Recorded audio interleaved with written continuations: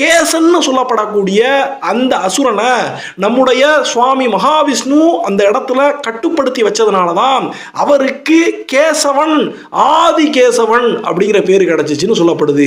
So எப்படியோ முதல்ல ஒரு அசுரன் அந்த கேசனை அவர் அடக்கிட்டாரு.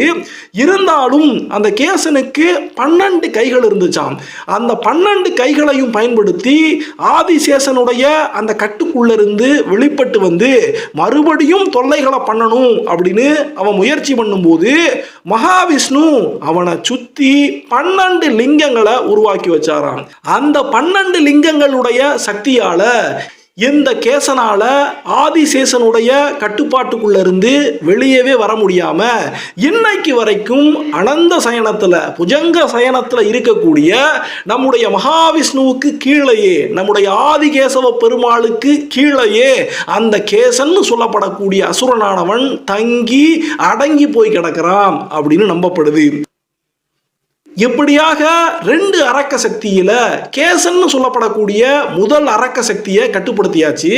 தன்னுடைய அண்ணனை இப்படி ஆதிகேசவ பெருமாள் கட்டுப்படுத்திட்டாரே அப்படிங்கிற கோபத்துல 2வதாக சகோதரியாக வந்த அந்த கேசிங்கிற அரக்கியானவள் ஒரு மிகப்பெரிய ஆறாக உருவெடுத்து வந்து அந்த ஆதிசேஷன் மேலையும் அங்க புஜங்க சயனத்துல இருக்கக்கூடிய பெருமாள் மேலையும் மோதணும் அப்படின்னு சொன்னா அந்த இடத்துல ஆதிசேஷன் நிலைகுலைய வச்சு அவருடைய கட்டுப்பாட்டுக்குள்ள இருக்கக்கூடிய தன்னுடைய சகோதரன் கேசனை வெளியே கொண்டு வரணும் அப்படின்னு ஒரு மிகப்பெரிய காட்டாராக உருவெடுத்து பாஞ்சு வந்துகிட்டு இருக்காங்க.